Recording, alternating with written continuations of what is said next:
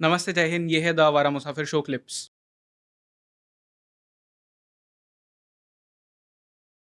क्योंकि हमें इस पॉडकास्ट में फ़ोकस ये भी करना है कि एक तरह से लोगों को ये समझ में आए कि ये जो भी प्रॉब्लम्स हो रही है, इनसे डील करने के लिए, इनसे बचने के लिए वो क्या कर सकते हैं। तो आर देयर एनी वेज़ जिससे मतलब वो इससे बच सकते हैं? जैसे फॉर एग्ज़ाम्पल आपने कहा कि मार्केट को तोड़ने की कोशिश की जा रही है, तो कैसे उससे बच सकता है एक इंसान, एक नॉर्मल इंसान? देखिए, प्रॉब्लम नॉर्मल इंसान की ये है कि उसे ऐसे तरीकों से फंसा दिया जाता है मार्केट में, जैसे कि एक नॉर्मल बंदा आएगा इन्वेस्टर की तरीके, ट्रेडर की हुँ, तरीके, वो करना चाहता है लंबे टाइम का काम, लेकिन उसे इंट्राडे ट्रेडर बना दिया जाएगा। अब देखिए, इंट्राडे ट्रेडिंग बनाने में, ट्रेडर बनाने में 2-3 चीज़ों का रीज़न है, और उससे क्या होता है कि एक ब्रोकर हमेशा यही चाहेगा कि ज़्यादा टर्नओवर हो। हुँ, जैसे कि मैंने कहा कि एनएसई, बीएसई भी आपस में लड़ रहे हैं, तो हुँ, उसमें उनका हित समाया हुआ है, जो कि एक समझ में आता है कि जेन्युइन रीज़न, जेन्युइन नेचर दिखता है हाँ, कि हाँ भाई, जो भी वहाँ का चेयरमैन होगा या जो भी होगा, वो उसका ऐसा फील होगा। किसी ब्रोकरेज वाले कंपनी का भी ऐसा ही फील आएगा कि यार वो वाली ब्रोकरेज कंपनी अगर इस तरीके से कर रही है तो मैं भी करूं, क्यों मैं इतना सीधा साधा बना रहा हूं। तो वो जो सिचुएशन है वो क्या करती है, इनडायरेक्टली बाहर वालों को फायदा देती। कैसे देती वो बताता हूं। आप क्या करते हो, एक नॉर्मल ट्रेडर इन्वेस्टर को बना देते हो इंट्राडे ट्रेडर। जैसे ही बनाते हो स्कैल्पर और उसको इंट्राडे ट्रेडर बनाते हो, उसका जो एक इन्वेस्टमेंट वाला दिमाग हो सकता था, या वो किसी, देखिए एक बंदा जब जॉब कर रहा होता है, वो एक तरीके से अपना टाइम दे रहा है किसी को, और वो कंपनी गेन कर रही है। आज उसके पास एक अपॉर्चुनिटी है उस कंपनी में एक ओनरशिप लेने की, शेयर होल्डिंग लेने की, हुँ, उसको आप लेने नहीं दे रहे हो। आप उसको इंट्राडे ट्रेडर बना दे रहे हो। इंट्राडे ट्रेडर कभी भी कंपनी का ओनर नहीं हो सकता, होगा ही नहीं, क्योंकि उसी राइट। वक्त उसने खरीदा और उसी वक्त बाहर। तो आप किसी शॉप में जाकर के एक ट्रांजेक्शन छोटा सा कर रहे हो, आप उस शॉप के ओनर नहीं हो सकते। हुँ, लेकिन आपने उसका स्टॉक खरीद लिया, अब पकड़ के रख लिया, और कंपनी प्रॉफिट बनाने वाली जबरदस्त। जैसे अदानी एंटरप्राइजेस आज कितने का हो गया, हुँ, मेरे को याद है, मैं मार्केट में जब नया नया आया था, 80 रुपए का स्टॉक हुआ करता था, आज राइट। कितना हो चुका है, और उसकी कितनी सिस्टर कंपनीज हो चुकी। तो ये जो बात है, सारे इन्वेस्टर्स और ट्रेडर्स को समझनी पड़ेगी कि भाई आप अपना हॉरिजन जो है उसको बड़ा हुँ, कर दो। हॉरिजन जितना बड़ा करोगे, देखो सोचने का टाइम मिलेगा। हम लाइफ में हैस्टी डिसीजन, तेज डिसीजन राइट। तुरंत वाले नहीं ले सकते। यही चीज इंट्राडे के साथ में देखिए, और मैंने जो इसमें हित दूसरों का छुपा हुआ है वो बताता हूँ। जब आप इंट्राडे ट्रेडिंग करते हो, मार्केट में अच्छी खासी लिक्विडिटी आ जाती है, और वो जो जॉर्ज सोरस टाइप के लोग हैं जो मार्केट में अफवाह उड़ाते हैं, वो वहां पे पैनिक ला करके जितने करोड़ का बेचना है एक बार में बेच करके चले जाते हैं, और वहां पे मार्केट में आपको बड़ा सा कैंडल दिखता है, एक रेड कैंडल, या उतनी लंबी सी मार्केट में गिरावट दिखती है। वो गिरावट वो करने के बारे में सोच ही नहीं पाएंगे अगर वहां पे वॉल्यूम नहीं होगा।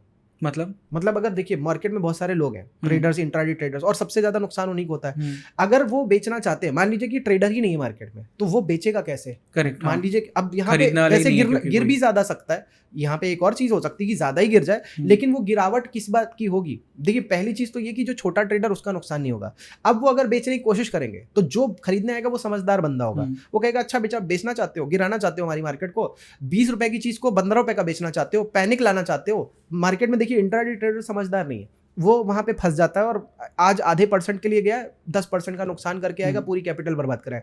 लेकिन जो समझदार लोग हैं, जिनके पास एक्चुअल में पैसा है, वो अगर 20 रुपए की चीज 15 रुपए की मिलेगी, वो तो खरीद लेंगे, और फिर वो जाने नहीं देंगे, वो हुँ, पकड़ लेंगे, उसको छोड़ेंगे नहीं। लेकिन इंट्राडे ट्रेडर की क्या कहानी, वो 15 में अगर उसको मिल भी रहा होगा ना, 15.5 में निकल जाएगा। हुँ, तो इसलिए वो जो लिक्विडिटी का प्रॉब्लम, अब लोगों को कैसा ऐसा भी लगेगा कि अरे ये लिक्विडिटी को खत्म करने की बात कर रहे हैं, या आप देखो सेबी की चीफ क्या कर रही है, वो भी तो ऑप्शन ट्रेडर को इसी तरीके से बचा रही है।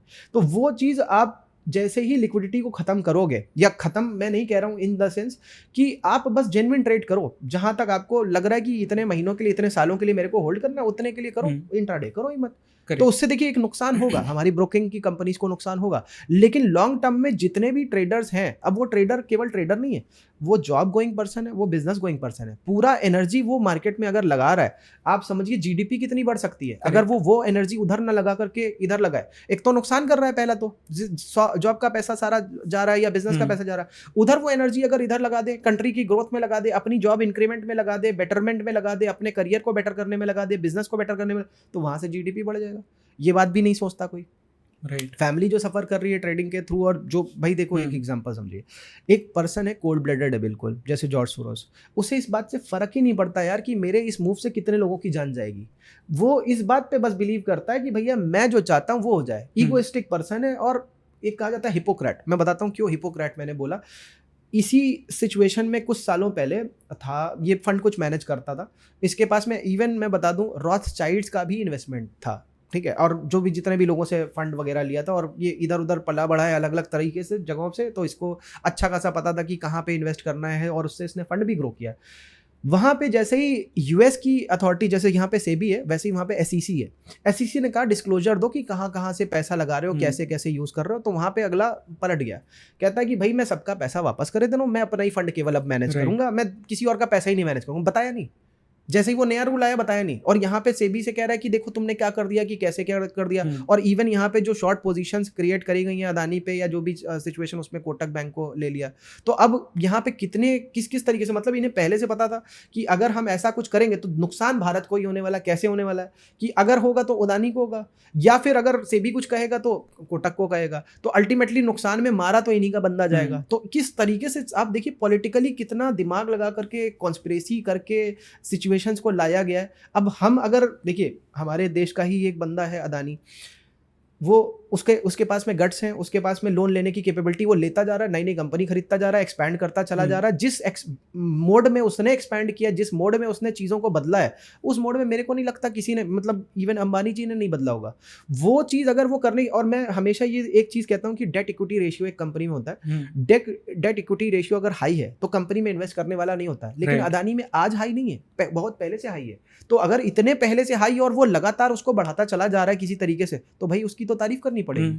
अब अगर उसका कनेक्शन किसी पॉलिटिकल पार्टी से या किसी कुछ उसको सपोर्ट किया जा रहा है, हमेशा से बीजेपी तो थी नहीं। मैं बात कर रहा हूँ मेरा तो, मैंने तो स्टॉक मार्केट, अगर मैं न्यूज़पेपर देखता था 2006 की बात कर रहा हूँ, वहाँ से भी अदानी बढ़ता चला जा रहा है। तो वहाँ पे कौन उनको सपोर्ट कर रहा था? तो वो अल्टीमेटली फिर अब इन सब चीज़ों में अगर घुसे तो हमें ऐसा एक बंदा अगर मिल जाए बिजनेस को बढ़ाने वाला, तो यार उससे बढ़िया तो कोई हो नहीं सकता। जब इस तरीके के फोर्सेस हमें मारने के लिए आ रहे हैं, हमारी मार्केट को गिराने के लिए आ रहे हैं, तो ऐसे फोर्सेस भी होने चाहिए जो हमारी मार्केट को बढ़ा सकें, हमारी वेल्थ को बढ़ा सकें। आज हम बार बार बातें करते हैं, ये हर्षद मेहता होता तो ये हो जाता, वो स्टेक सीमेंट की कंपनीज में लग गया था, वो कंट्री को अपने तरीके से शायद चला पाता, बहुत सारी चीज़ें कर पाता, तो उसको इन्होंने इस तरीके से ख़त्म कर दिया बहुत सारी चीज़ें। तो भाई मैं तो कहूँगा कि भाई अदानी जी एक तरीके से वही पर्सन आ गए जो उस तरीके से हमारी कंट्री को बढ़ाने की क्षमता रखते हैं। और वाकई में क्या दिमाग है। आज मैं जाता हूँ एयरपोर्ट में तो एयरपोर्ट मैनेज हो रहा है, बंदरगाह देखता हूँ, शिप की देखता हूँ, पोर्ट्स, तो उनके पास इतने सारे हैं, सीमेंट इंडस्ट्री में तहलका मचा के रखा हुआ। तो हर चीज़ को अगर वो बेटर कर रहे हैं, मे भी मोनोपोलिस्टिक थोड़ा दिख रहा होगा या थोड़ा क्या अच्छा खासा दिख रहा होगा, जो भी दिख रहा है, मगर यार आप ये भी तो देखो कि कौन है यहाँ पे फिर और मैनेज करने वाला, जिसके पास इतनी कैपेबिलिटी है जो ये चीज़ कर ले। मतलब मैं तो देख रहा हूँ रिलायंस तो अपना 2-3 जगहों पे है बस, उसके बाद में एक्सपैंड ही नहीं कर रहा है। यहाँ पे हमें तो ऐसे कॉर्पोरेट्स की जरूरत है और जो हमारी मार्केट को ऊपर ले जा सके और उनको दबा करके इस तरीके से खत्म करके, जॉर्ज सोरोस जैसे लोग। अब मैं एक एग्जांपल बताता हूँ, जॉर्ज सोरोस ने सबसे पहले क्या किया था, अपनी एक छवि डेमोक्रेट वाली बनाई और थे कम्युनिस्ट। अब देखिए कम्युनिस्ट मॉडल क्या कहता है, मैं आपको एग्जांपल, इवन मैं कानपुर से हूँ तो वहाँ का भी एग्जांपल दूंगा। होता क्या है, कम्युनिस्ट मॉडल क्या कहता है, वो अंबानी है, वो तो सबका पैसा खा के बैठा है, 20 लाख करोड़ की कंपनी है रिलायंस, मतलब पूरी जनता का पैसा चूस लिया है तभी बनी होगी, ऐसे करके वो भड़काएगा पहले। जब वो भड़काएगा तो जनता भी कहेगी हाँ यार खून पसीना तो हम आते हैं उसकी फैक्ट्री में, हम काम करते हैं और हमें तो कुछ नहीं मिलता, हमें तो कम मिलता, हमें तो केवल सैलरी मिलती है। तो वो कम्युनिस्ट रहेगा, बताओ तो अगर सब साथ दो तो हम इसको खत्म करें और सब फिर जो होगा वो सब आपस में बांटेंगे। अब कम्युनिस्ट जब ये करता है तो जनता तो सीधी सादी होती है, हमेशा जनता हमेशा उसके साथ में आ जाती है। और फिर देखिए अब क्या होता है, जब इस तरीके की सिचुएशन बहुत सारी कंट्रीज में लाई गई हैं, बहुत सारी कंपनीज में लाई गई हैं अलग अलग जगहों पे, जब ऐसा होता है तो वो कोलैप्स कर दिया जाता है सिस्टम पूरा, जो एक्चुअल में कंट्री की प्रगति कर रहा होता है।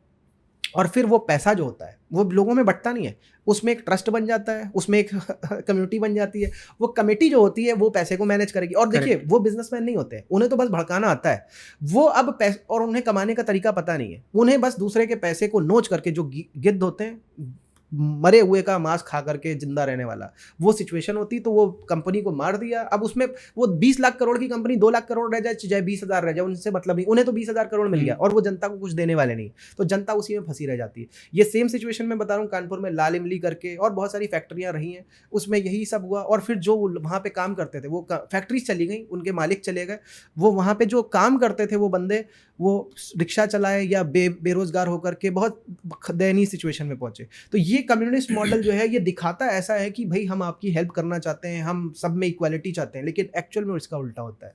Right, okay. पर ये मतलब जब किसी कंट्री पे अटैक होता है, इकोनॉमी पे अटैक होता है या कुछ भी ऐसी चीज़ें होती है, तो बहुत सारे जो इन्फ्लुएंशियल लोग होते हैं उनके ऊपर अटैक्स होते हैं। अडानी एक हो गए, पीएम मोदी एक हो सकते हैं, एस जयशंकर एक हो सकते हैं, एंड बहुत सारे कॉर्पोरेट वर्ल्ड में बड़े बड़े लोग होंगे जिनके ऊपर ये अटैक्स हो सकते हैं। सेबी की chief is a good example कि वो भी एक अलग एरिया है जहाँ पे अटैक हुआ। इसी तरह से एक कॉन्स्पिरेसी थियरी है, आई डोंट नो कितनी सही है कितनी गलत है, फेडरल रिजर्व और टाइटैनिक क्रैश वाली थियरी जो है, तो ये एक बार आप लोगों को बताइए क्या था। देखिए क्या है कि लमसम 1919 के आसपास टाइटैनिक क्रैश हुआ था, 21 में या 1920 में लमसम फेडरल रिजर्व बना था। अब फेडरल रिजर्व क्या करता है, आप अभी कभी भी सिचुएशन देखोगे तो रेट जब घटाएंगे तो वहाँ की तो मार्केट गिरेगी बढ़ेगी जो होगा, हमारी मार्केट क्यों गिरती है, हमसे क्या मतलब है। अब आप कहोगे ग्लोबलाइजेशन हो गया, लिबरलाइजेशन हो गया, इस वजह से नहीं है उस तरीके की सिचुएशन। आप देखो 2013 में ऐसे ही क्रैश आया, वहाँ पे यूएसडी बढ़ रहा है, हमारी मार्केट गिर रही है, ये क्या है, कोई इक्वालिटी नहीं है, कोई मतलब नहीं है, हमारी मार्केट क्यों गिरे। तो ये जो फेडरल रिजर्व का आना हुआ, जबरदस्ती हवा में नोट का छापना हुआ, आप लॉ ऑफ अट्रैक्शन की बात करते हो, ये है लॉ ऑफ अट्रैक्शन कि भैया जितना सोचते हो उतना छाप लेते हो और फिर पूरी दुनिया को नापते फिरते हो, ये तरीका गलत है। हम इतनी मेहनत करते हैं भारत में और वहाँ पे वो कोई अंग्रेज आता है यहाँ पे गोल्ड और सिल्वर भी खरीद सकता है, हर चीज़ खरीद सकता है, रिक्शे वाले को भी सही से पैसा नहीं देता या जो भी सिचुएशन है, वो तो मजे कर रहा है यहाँ पे आके, वहाँ पे नोट छप रहे हैं। वो बात अलग है कि उनके सिटीजन के ऊपर कितना लोन हो जाता है, क्या हो जाता है, वो भी कहने भर का है, आज तक कभी उनसे वसूला तो गया नहीं है। तो वो जो सिचुएशन है हमारे लिए तो दिक्कत है ना, वो तो नोट छापते जा रहे हैं। अब फेडरल रिजर्व को जो नहीं चाहते थे कि बने, मेरे को एग्जैक्टली उन लोगों के नाम नहीं याद है, लेकिन तो मुझे पता है कोई गुगनहाइमर करके था एक बंदा जो काफी एक अमीर इंसान था, एंड 2-3 और लोग ऐसे थे जो टाइटैनिक पे थे उस वक्त जब क्रैश हुआ था। Is this right?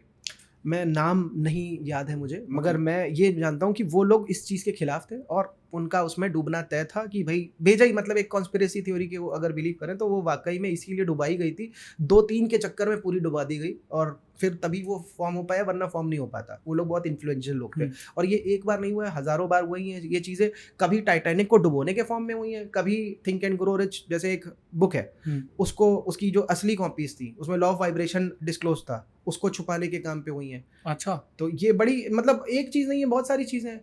अब जहाँ पे आपको दिखता है यार ये रोड़ा बन रहा है मेरे रास्ते का, इसको निपटा दो, और वो चीज़ें हुई हैं। आप चाहे टाइटैनिक देख लो, चाहे कहाँ पे भी देख लो, लाल बहादुर शास्त्री का ताशकंद में एंड देख लो, हर चीज़, सुभाष चंद्र बोस को देख लो, सेम चीज़ जो मोदी जी अभी कर रहे हैं वो चीज़ बोस तो पहले ही कर चुके थे।